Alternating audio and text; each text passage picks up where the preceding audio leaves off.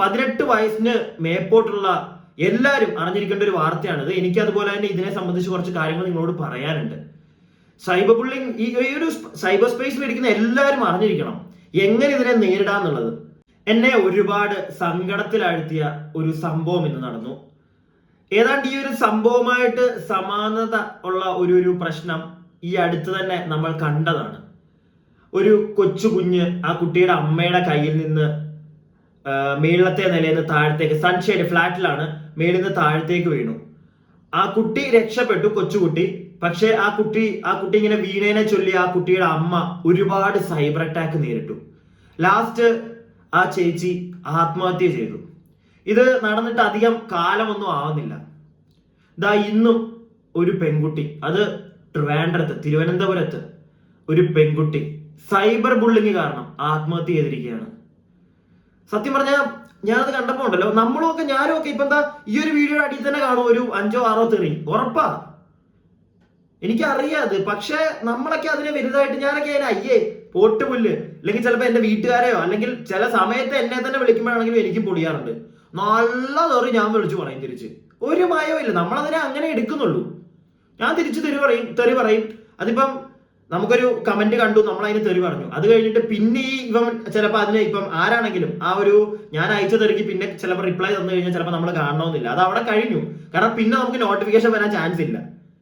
ഇങ്ങോട്ടൊരു തെറി ആദ്യമേ കെട്ടിക്കഴിഞ്ഞാൽ ഞാൻ തിരിച്ച് 10 അങ്ങോട്ടും കൊടുക്കും, പരിപാടി അവിടെ തീർന്നു. നമ്മളിത് തലയിലെടുക്കുന്നില്ല. പക്ഷെ എല്ലാവർക്കും അങ്ങനെ പറ്റണമെന്നില്ല. ചിലരിത് ഭയങ്കരമായിട്ട് തലയിലെടുക്കും. അങ്ങനെയാണ് ഇപ്പൊ ഒരു കുട്ടി ആത്മഹത്യ ചെയ്തത്. എന്തായാലും നമുക്ക് ആ ഒരു വാർത്തയിലേക്ക് പോകാം. ആ ഒരു കാര്യം നമുക്ക് കുറെ കാര്യങ്ങൾ, ഒരു 18 വയസ്സിന് മേപ്പോട്ടുള്ള എല്ലാവരും അറിഞ്ഞിരിക്കേണ്ട ഒരു വാർത്തയാണിത്. എനിക്ക് അതുപോലെ തന്നെ ഇതിനെ സംബന്ധിച്ച് കുറച്ച് കാര്യങ്ങൾ നിങ്ങളോട് പറയാനുണ്ട്. സൈബർ ബുള്ളിങ് ഈ ഒരു സൈബർ സ്പേസിൽ ഇരിക്കുന്ന എല്ലാവരും അറിഞ്ഞിരിക്കണം എങ്ങനെ ഇതിനെ നേരിടാന്നുള്ളത്. അതെന്തായാലും ഈ ഒരു ന്യൂസ് ഞാൻ നിങ്ങൾക്ക് ചെറുതായിട്ടൊന്ന് കാണിച്ചു തരാം. അതിന് ശേഷം നമുക്ക് അതിനെപ്പറ്റി ഒന്ന് സംസാരിക്കാം.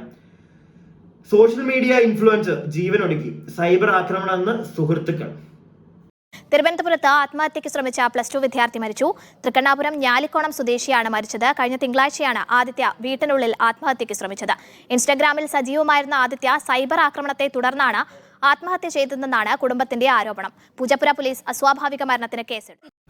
സൈബർ ആക്രമണം ഞാൻ നിങ്ങളോട് പറഞ്ഞില്ലേ, ഇപ്പൊ അത് ആണല്ല പെണ്ണല്ല ആരാണെങ്കിലും നമ്മളൊരു കണ്ടന്റ് ഇട്ടു, എല്ലാവർക്കും അത് ഇഷ്ടപ്പെടണമെന്നില്ല.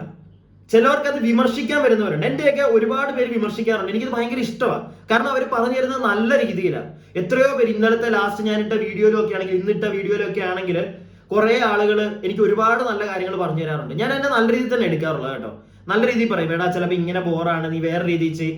ഞാൻ എടുക്കും. എന്നെ കൊണ്ട് പറ്റുന്ന രീതിയിലൊക്കെ ഞാനത് മാറ്റാറുണ്ട്. ഒരു പരിധിയിൽ കൂടുതൽ എല്ലാവരും പറയുന്ന രീതി നമുക്ക് മാറ്റാൻ പറ്റണമെന്നുണ്ടോ? കാരണം നമുക്ക് എല്ലാവരും നമ്മൾ ചെയ്യുന്ന ഒരു രീതിയുണ്ട്. നിങ്ങൾക്ക് എല്ലാവർക്കും ഓരോ പൊട്ടൻഷ്യൽ ഉണ്ട്. അപ്പൊ അത് വിട്ട് നിങ്ങൾക്കൊരു, എനിക്ക് അറിയത്തില്ല, നമ്മൾ ട്രൈ ചെയ്യും, അതാണ് ചെയ്യുന്നത്. അങ്ങനെ എല്ലാവർക്കും പറ്റുള്ളൂ. അതുപോലെ തന്നെ ചില ആളുകൾ ഇപ്പം പ്രത്യേകിച്ച് നമ്മളാണ് അത് കേൾക്കുന്നത്. കാരണം ഈ റിയാക്ഷൻ ചെയ്യുന്ന ആളുകൾ അവർ ഒരുപാട് തെറികൾ കേൾക്കും. കാരണം ചിലപ്പം ഞാൻ ഇപ്പൊ ഒരാളെ ഇന്ന് ഇതല്ല ഈ ഒരു ടോപ്പിക്കിന് വരെ വേറെ ഏതെങ്കിലും ഇപ്പം എന്തായാലും ഒരു എക്സാമ്പിൾ പറയട്ടെ, ഒരു രാഷ്ട്രീയമായിട്ട് ബന്ധപ്പെട്ട എന്തെങ്കിലും ഒരു സ്ഥലം, അപ്പൊ നിങ്ങൾക്ക് ഇഷ്ടപ്പെട്ട ഒരു നേതാവിനെ, നിങ്ങളൊരു 10 പേര് കാണുന്നുണ്ടെങ്കിൽ അതിനകത്ത് ചിലപ്പോൾ 2 പേർക്ക് ഭയങ്കരമായിട്ട് ഇഷ്ടപ്പെട്ട ഒരു നേതാവിന്റെ ഒരു തെറ്റ് ഞാൻ കണ്ടുപിടിച്ചിട്ട് അയാളെ തെറി പറഞ്ഞു കഴിഞ്ഞാൽ ഉറപ്പായിട്ട് നിങ്ങൾ എന്നെ തെറി പറയും. അത് മനുഷ്യ സഹജമാണ്. അത് എനിക്ക് മനസ്സിലാക്കാൻ പറ്റും.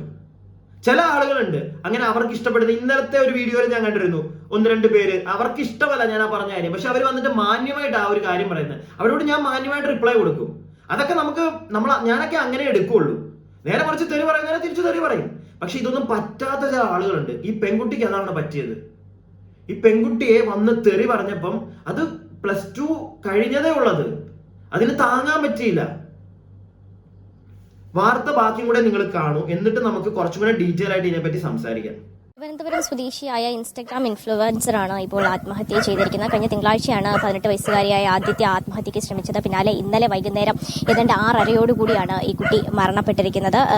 ഇൻസ്റ്റഗ്രാമിൽ നിരവധി ഫോളോവേഴ്സ് ഉള്ള ഒരു കുട്ടിയായിരുന്നു ആദിത്യ.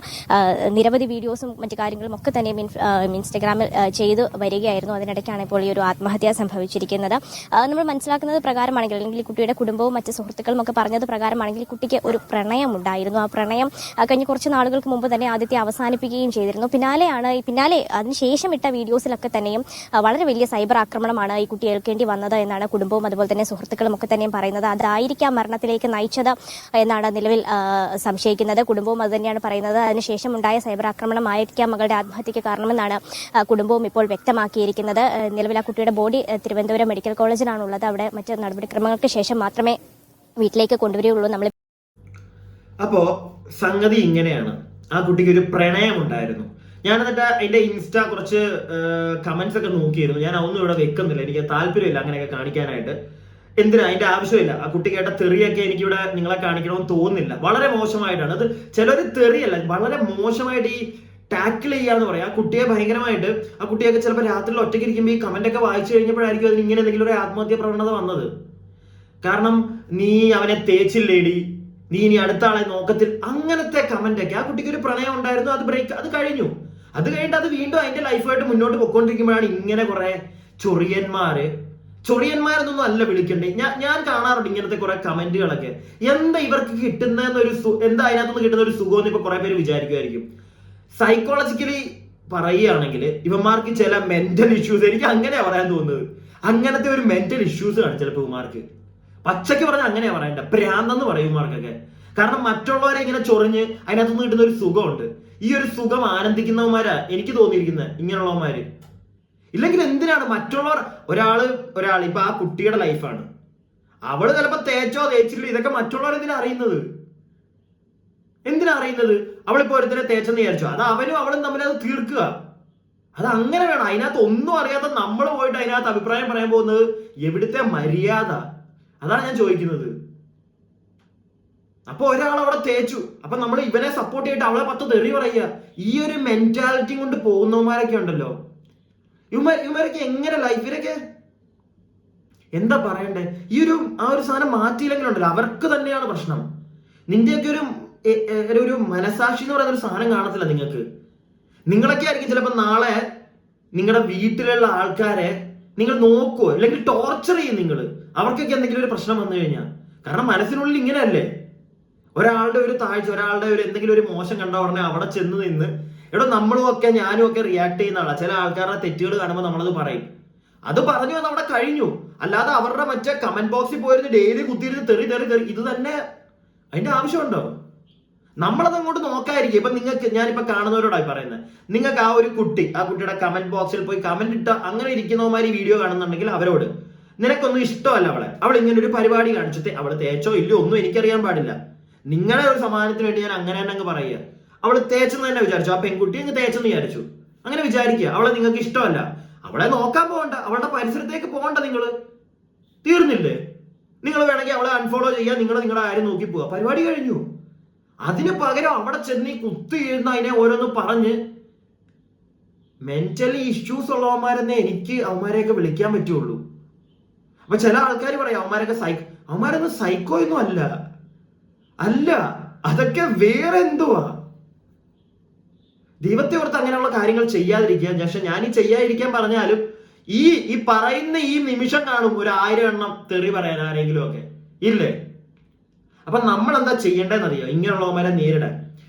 എനിക്ക് പറയാനുള്ള ഒരു കാര്യം, ഈ ഇൻഫ്ലുവൻസ് ഇങ്ങനെ വീഡിയോസും, ഇൻഫ്ലുവൻസ് എന്ന് പറയാൻ പറ്റത്തില്ല, ചിലപ്പം നോർമലായിട്ടുള്ള ആൾക്കാർ കാണും ഇങ്ങനെ വീഡിയോ ഇട്ടിട്ട്, അങ്ങനെ വലിയ ഇൻഫ്ലുവൻസിങ് പരിപാടിയിലോട്ടൊന്നും പോകാതെ അവിടെ എവിടെയായിട്ട് കുഞ്ഞു വീഡിയോ ഒക്കെ ഇട്ട് ഇങ്ങനെ പോകുന്നവർ, അവരുടെ ഒരു സ്വയം തൃപ്തിക്ക് വേണ്ടിയിട്ട്. സോ അങ്ങനെയുള്ളവരോടൊക്കെ എനിക്ക് പറയാനുള്ളത്, മനസ്സിന് ഇത്തിരി കട്ടിയുള്ളവരെ ഈ ഒരു പരിപാടിക്ക് വരാവുള്ളൂ. പ്രത്യേകിച്ച് സോഷ്യൽ മീഡിയയിൽ വന്നിരുന്ന് എന്തെങ്കിലുമൊക്കെ സ്വന്തം വീഡിയോസ് ഇടാനുള്ള ആ ഒരു ഇഷ്ടം കാണിക്കുന്നവരോടാ. അവർക്ക് ഇത്തിരി ഗട്ട്സും കൂടെ ഉണ്ടാവണം. ഇതുപോലെ 10 പേര് തെറി പറയും എന്നുള്ളൊരു മെന്റാലിറ്റി ഉള്ളവർ മാത്രമേ വരാവുള്ളൂ. തെറി പറയുന്നവന്മാർ പറഞ്ഞിട്ട് പോട്ടെ, ഇല്ലെങ്കിൽ തിരിച്ചു 10 തെറി പറയാൻ അറിയണം. അങ്ങനെയുള്ളവരെ വരാവുള്ളൂ. ഞാൻ പറയുന്നത് മറ്റേ തെറി പറയുന്നവര് അങ്ങനെ തെറി പറയുന്നതാണ് ഏറ്റവും നല്ലവരും, അങ്ങനെ അല്ല. പക്ഷെ ഇന്നത്തെ ഈ ഒരു കാലഘട്ടത്തിൽ, ഈ ഒരു അവസ്ഥയിൽ 10 തെറി പറയാൻ പഠിച്ചിരിക്കണം. ഇല്ലെങ്കിൽ ജീവിക്കാൻ പറ്റില്ല സോഷ്യൽ മീഡിയയിൽ. അത് ഈ ഒരു പരിപാടി, ഇൻഫ്ലുവൻസിങ് പരിപാടിയൊക്കെ ആയിട്ട് ഇറങ്ങുന്നവർ, സോഷ്യൽ മീഡിയയിൽ വീഡിയോ ഇടുന്നവർ അറിഞ്ഞിരിക്കണം. അതുപോലെ തന്നെ ഒരു കാര്യം കൂടെ ഞാൻ പറയാം. നമ്മളിപ്പോ ആരുടെങ്കിലും ഒരാളുടെ വീഡിയോയുടെ അടിയിൽ കുറെ തെറി കണ്ടു കഴിഞ്ഞാൽ നമ്മളും പോയിരുന്ന് തെറി പറയാൻ നിൽക്കാതെ ഈ തെറി പറഞ്ഞവന്മാരെ 10 തെറി പറയാൻ നമ്മൾ നിൽക്കണം. ഈ ഇടുന്ന വീഡിയോ ഇടുന്നവർ കൂടാതെ ഇത് കാണുന്നവർ 10 തെറി പറയായിരിക്കണം. അങ്ങനെ പറയുമ്പോഴേ ഈ ഇടുന്നവന്മാർ ഈ പരിപാടി നിർത്തത്തുള്ളൂ. മനസ്സിലായില്ലേ? അല്ലാതൊന്നും ഈ പരിപാടി നിൽക്കുമെന്ന് എനിക്ക് തോന്നുന്നില്ല. ഒരാളുടെ അതിപ്പോ നമുക്ക് ഇഷ്ടപ്പെടുന്ന ഒരു വീഡിയോ അല്ല, ഒരാളുടെ വീഡിയോ നമ്മൾ കണ്ടു, നമുക്ക് ഇഷ്ടപ്പെട്ടില്ല, അതൊന്നും സ്ക്രോൾ ചെയ്ത് പോവാ. ആ സ്ക്രോൾ ചെയ്തതിന് പിന്നെ ചുമ്മാ കമന്റ് ബോക്സിൽ നമ്മൾ നോക്കുകയാണെങ്കിൽ അതിനകത്ത് 2-3 പേര് തെറി പറയുന്നുണ്ടെങ്കിൽ അവന്മാരെ നമ്മളും 10 തെറി പറഞ്ഞേക്കണം. അതാരാണോ ആ വീഡിയോയുടെ ഓണർ അവർ തെറി പറയുന്നത് കൂടാതെ നമ്മളും പറഞ്ഞേക്കണം. എന്റെ ഒരു മെന്റാലിറ്റി അതാ, പറഞ്ഞിട്ട് പൊക്കോണം. അങ്ങനെയാണെങ്കിൽ ഇങ്ങനെയുള്ള ഈ സൈബർ ബുള്ളീസ്, ഇങ്ങനെ ഈ വൃത്തികേട് കാണിക്കുന്നവന്മാരുടെ പരിപാടികൾ നിൽക്കുകയുള്ളൂ. പ്രത്യേകിച്ച് ഇങ്ങനത്തെ ഈ പെൺകുട്ടികളുടെ ഈ 18 വയസ്സ്, അത് കോളേജിൽ ചേരാൻ പോകുന്നേ ഉണ്ടായിരുന്നുള്ളൂ, അതിന്റെയൊക്കെ ലൈഫാണ് ഇങ്ങനെയുള്ളവന്മാർ കളഞ്ഞത്. സത്യം പറഞ്ഞാൽ അതൊക്കെ ആലോചിക്കുമ്പോണ്ടല്ലോ അയ്യോ. അതുപോലെ തന്നെ ഞാൻ നേരത്തെ പറഞ്ഞ മെയിൻ പോയിന്റ് ഇതാണ് എന്റെ.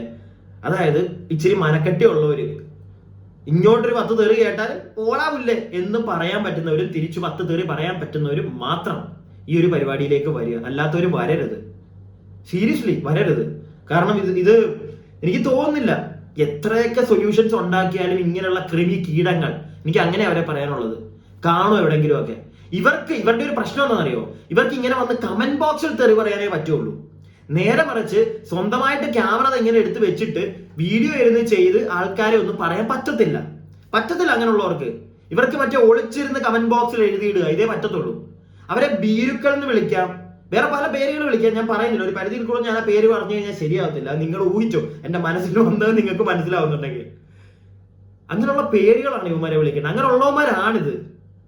ഈ പിതാക്കന്മാരില്ലാത്ത കുഞ്ഞുങ്ങളൊക്കെ ഉണ്ടല്ലോ, അല്ലെങ്കിൽ 2 പിതാക്കന്മാർ, അങ്ങനെയൊക്കെ വേണമെങ്കിൽ വിചാരിച്ചു. ഞാൻ അതൊന്നല്ല ഉദ്ദേശിച്ചത്, അതിന്റെ അപ്പുറം വിചാരിച്ചത്.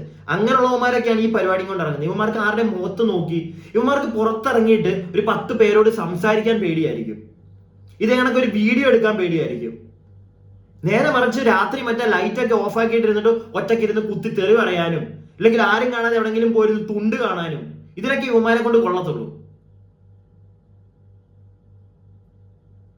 ഒരു പെങ്കൊച്ചിന്റെ ജിയാ കൊച്ചിന്റെ അച്ഛന്റെ അമ്മയുടെ അവസ്ഥ ഒന്ന് ആലോചിച്ച് നോക്കിയേ. അയ്യോ എടോ, ഇതൊരു മൂവിങ് യുഗം. ഓരോ ദിവസം ഇങ്ങനെ ടെക്നിക്കൽ വൈസ് ആണെങ്കിലും ഇങ്ങനെ മുകളിലോട്ട് പൊക്കോണ്ടിരിക്കുക നമ്മുടെ ലോകം. ഓരോ കാര്യത്തിലും സ്പീഡായി പൊക്കോണ്ടിരിക്കുക. ഇവിടെ വന്നിട്ട് +2 പഠിക്കുന്ന ഒരാള് ഫോൺ യൂസ് ചെയ്യരുതെന്നൊന്നും പറയാം, അതൊന്നും പോസിബിൾ അല്ല. ആണോ? നിങ്ങൾ തന്നെ പറ, പോസിബിൾ ആണോ? കുറെ പേര് പറയുമായിരിക്കും കുട്ടികൾക്ക് ഫോൺ കൊടുക്കരുത്. പോസിബിൾ ആണോ? നമ്മൾ കൊടുത്തില്ലെങ്കിൽ പിള്ളേർക്ക് ഫോൺ കിട്ടത്തില്ലേ? അങ്ങനെ നമ്മൾ കൊടുക്കാതെ വരുമ്പോഴാണ് ഈ പിള്ളേർ കാശ് എവിടെന്നെങ്കിലുമൊക്കെ ഒപ്പിച്ചും ഓട്ടിച്ചും ഒക്കെ പോയി ഫോൺ മേടിച്ച് വീട്ടുകാർ അറിയാതെ പോക്കറ്റ് ഇട്ടുകൊണ്ട് നടക്കുന്നത്. അതൊന്നും അല്ല സൊല്യൂഷൻസ്. പിള്ളേർക്ക് മാക്സിമം വീട്ടിൽ നിന്ന് അച്ഛനും അമ്മയൊക്കെ പഠിപ്പിച്ചു കൊടുക്കുക പല കാര്യങ്ങൾ. നമ്മൾ കാണുന്നതാണ് ഇങ്ങനത്തെ ഈ ബുള്ളിങ് പരിപാടികളൊക്കെ ഉണ്ട്. നിങ്ങൾ വീഡിയോ ഇടുമ്പോൾ അതെല്ലാം അറിഞ്ഞിട്ട് വേണം ചെയ്യാൻ. ഇതെല്ലാം പാരന്റ്സ് പറഞ്ഞു കൊടുക്കണം. ഇത് കുട്ടികൾ അറിയണം. എന്നിട്ട് അത് ചെയ്യാൻ പറ്റത്തില്ല, 10 തെറി കേട്ട് കഴിഞ്ഞാൽ കരയുന്ന കുട്ടികളാണെങ്കിൽ അവരെ ഒരിക്കലും ഈ ഒരു പരിപാടിയിലേക്ക് നമ്മൾ ഫോഴ്സ് ചെയ്തിടാതിരിക്കുക. ഇതൊക്കെയാണ് എനിക്ക് ഈ ഒരു ന്യൂസ് കണ്ടപ്പോൾ എനിക്ക് തോന്നിയത്. കേട്ടോ, ഞാനത് നിങ്ങൾക്ക് എത്രത്തോളം ഗുണമായിട്ടുണ്ടെന്ന് എനിക്ക് അറിയത്തില്ല. ഞാൻ ഈ പറഞ്ഞതൊക്കെ എന്റെ മനസ്സിലുള്ള കുറച്ച് കാര്യങ്ങളാണ് ഞാൻ പറഞ്ഞത്. ഇങ്ങനെയൊക്കെ ഇതിനെ ഓവർകം ചെയ്യാൻ പറ്റൂ എന്നാണ് എൻ്റെ ഒരു വിശ്വാസം. കാരണം ഇതൊരിക്കലും ഞാൻ പറഞ്ഞില്ലേ, ആ ഒരു ചേച്ചിയുടെ ആ കുഞ്ഞ് സൺസൈഡിൽ വീണിട്ട് ആ ഒരു അമ്മയുടെ നേരെ ചെന്ന ബുള്ളിങ്, അത്രയും ഏജ്ഡ് ആയിട്ടുള്ള ഒരു ചേച്ചി മരിച്ചു. അപ്പൊ പിന്നെ ഈ കുട്ടിയൊന്നും പറഞ്ഞിട്ട് കാര്യമില്ല. ഇത് തന്നെയായിരിക്കും ആ കുട്ടി കുറേ മെസ്സേജസ് ആ കുട്ടിക്ക് ചെന്നിട്ടുള്ളത്. നീ തേച്ചില്ലേടി, മറ്റേ മോളെ മറിച്ചേ മോളെ, നീ അങ്ങനെയല്ലേ. അതിനത്രയ്ക്ക് ഒരു മനക്കെട്ടി ഉണ്ടായിരുന്നായിരിക്കുള്ളൂ ആ കുട്ടിക്ക്. അതുകൊണ്ട് ആ കുട്ടി അത് ചെയ്തു. അയ്യോ, എനിക്ക് ഓരോന്നൊക്കെ കാണുമ്പോൾ ഉണ്ടല്ലോ. അതുകൊണ്ട് മാക്സിമം കുട്ടികൾക്ക് നിങ്ങൾ എല്ലാം പറഞ്ഞു കൊടുക്കുക. വെറുതെ കയറി എല്ലാ കുട്ടികൾക്കും ഫോണും കൊടുത്ത് റീൽസ് എടുക്കാനായിട്ട് കുട്ടികളെ ഇരുത്താതിരിക്കുക. ഇതിനകത്ത് നേരിടേണ്ട വരുന്ന പ്രശ്നങ്ങളും മാതാപിതാക്കൾ അവരോടാണ് പറഞ്ഞു കൊടുക്കുക. പിന്നെ അത്യാവശ്യം ഏജ്ഡ് ആയിട്ടുള്ള ആൾക്കാർ തെറി കേൾക്കുമെന്ന് അറിഞ്ഞിട്ട് തന്നെ ഇതിനകത്തോട്ട് വരിക. തിരിച്ച് 10 തെറി പറയാൻ നിങ്ങൾ പഠിച്ചിരിക്കുക, ഇല്ലെങ്കിൽ നിൽക്കാതിരിക്കുക ഈ പരിപാടിക്ക്. ഓക്കെ, അപ്പൊ ഞാൻ പറഞ്ഞതിനകത്ത് എന്തെങ്കിലുമൊക്കെ തെറ്റുണ്ടെങ്കിൽ ക്ഷമിക്കുക. അതുപോലെ തന്നെ എനിക്ക് വേറൊരു കാര്യം കൂടെ നിങ്ങളുടെ പറയാനുണ്ട്. ഞാൻ ഇവിടെ കാണിച്ചു തരാം. ഞാൻ ഇതിനകത്ത് ഒരാളുടെ പേര് പറയാൻ പോവാണ്. ഈ ആള് ഞാൻ പറഞ്ഞത് തെറ്റാണെങ്കിൽ എന്നോട് ക്ഷമിക്കുക. എനിക്ക് നിങ്ങളുടെ ഭാഗത്തുനിന്ന് ഒരു തെറ്റ് വന്നതുപോലെ എനിക്ക് തോന്നി, അതുകൊണ്ടാണ് ഞാൻ പറയുന്നത്. ഞാൻ പറയുന്നത് ഇഷ്ടപ്പെട്ടില്ലെങ്കിൽ ക്ഷമിക്കുക, വേറെ ആരുമല്ല. ഞാൻ ഈ അടുത്താണ് ഈ കുട്ടിയുടെ വീഡിയോസ് കാണാൻ തുടങ്ങിയത്. കാരണം എനിക്ക് ഭയങ്കര ഇഷ്ടപ്പെട്ടു എന്ന് പറഞ്ഞു കഴിഞ്ഞാൽ ഒരു പ്രസന്റ് കൊള്ളാം, നല്ല രസമായിട്ട് പറയുന്നുണ്ട്. ഹലോ ബ്യൂട്ടിഫുൾ പീപ്പിൾ എന്നൊക്കെ പറഞ്ഞു വരുമ്പോഴത്തേക്ക് എനിക്കിത് പറയുന്നതിനകത്ത് കുറച്ച് കാര്യങ്ങളൊക്കെ ഉണ്ടെന്ന് എനിക്ക് തോന്നി. പക്ഷെ ഇന്ന് ഈ ഒരു വിഷയമായിട്ട് ബന്ധപ്പെട്ട് ഈ ഒരു കുട്ടിയുടെ ഒരു വീഡിയോ ഞാൻ കണ്ടു. ഞാൻ കുറച്ചു മുമ്പാണ് കണ്ടത്. അപ്പൊ കണ്ടപ്പോഴത്തേക്ക് ഈ കുട്ടി അതിനകത്തൊരു മിസ്റ്റേക്ക് ചെയ്ത പോലെ എനിക്ക് തോന്നി. ആ വീഡിയോയിൽ ഞാൻ ആ വീഡിയോ ഒന്നും ഇവിടെ പ്ലേ ആവുന്നില്ല. അത് എനിക്കെന്തോ അതിന്റെ ആവശ്യമില്ല. പക്ഷെ ആ കുട്ടി പറഞ്ഞതിനകത്തൊരു മിസ്റ്റേക്ക് വന്നോ എന്ന് എനിക്കൊരു തോന്നൽ വന്നതല്ല, ഒരു മിസ്റ്റേക്ക് ഉണ്ട് അതിനകത്ത്. കാരണം ഞാൻ കുറെ നോക്കിയപ്പോഴത്തേക്ക് ഈ മരിച്ച പെൺകുട്ടിയുടെ പേര് നിങ്ങൾ കേട്ടതാണല്ലോ. പക്ഷെ ഇവിടെ ഇത് കണ്ടോ, ഹെലനോസ് പാർത്ത ഇതിനെ പറ്റി ഒരു വീഡിയോ ഇട്ടിട്ടുണ്ടായിരുന്നു. പക്ഷെ അതിനകത്ത് ദിത്യ ഇഷ്യൂ എന്നായിട്ടിരിക്കുന്നത്. ഈ വീഡിയോയിലും വൃത്തിക്ക് നല്ല രീതിയിൽ ഹെലൻ അതിനകത്ത് പറഞ്ഞു പോയിട്ടുണ്ട്. പക്ഷെ ഈ ഒരു വീഡിയോയിലും ദിത്യ എന്ന് തന്നെയാണ് ആ പെൺകുട്ടിയുടെ പേര് പരാമർശിക്കുന്നതായിട്ട് ഞാൻ ശ്രദ്ധിച്ചത്. അപ്പം ഒരാളെ പറ്റി വീഡിയോ ചെയ്യുമ്പോഴത്തേക്ക്, പ്രത്യേകിച്ച് ഇങ്ങനത്തെ ഒരു ഇഷ്യൂ ചെയ്യുമ്പോഴത്തേക്ക് പേര് തെറ്റാതിരിക്കാനൊന്ന് നോക്കുക. കാരണം പേര് തെറ്റിയെന്നാണ് എനിക്ക് തോന്നുന്നത്, ദിത്യ എന്നല്ല ആദിത്യ എന്നാണ് ഞാൻ കണ്ടത് എല്ലായിടത്തും. ന്യൂസ് ചാനൽസിലാണെങ്കിൽ എല്ലായിടത്തും ഞാൻ അങ്ങനെയാണ് കേട്ടത്. അപ്പൊ എല്ലാ ന്യൂസ് ചാനൽസിനും തെറ്റിയതാണോ അതോ ഇനി സ്പാത്തയ്ക്ക് തെറ്റിയാണോ എന്ന് എനിക്ക് അറിയത്തില്ല. എന്താണെങ്കിലും ഇങ്ങനത്തെ ഒരു ഡിഫറൻസ് ഞാൻ കണ്ടു.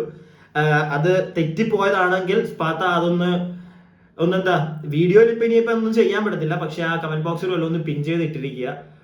എനിക്കതൊരു വലിയ തെറ്റായിട്ട് തന്നെ തോന്നി. കാരണം ഒരാളുടെ പേര് മാറിപ്പോകുന്നത്, പ്രത്യേകിച്ച് ഇങ്ങനത്തെ ഒരു ഇഷ്യൂവിൽ പേര് മാറിപ്പോകുന്നത് അതൊരു തെറ്റല്ലേ മോളെ എന്ന് എനിക്ക് തോന്നി. ഞാനതിവിടെ പറയുന്നു. അപ്പൊ നിങ്ങൾക്ക് വീഡിയോ ഇഷ്ടപ്പെട്ടിട്ടുണ്ടെങ്കിൽ ലൈക്ക് ചെയ്യുക.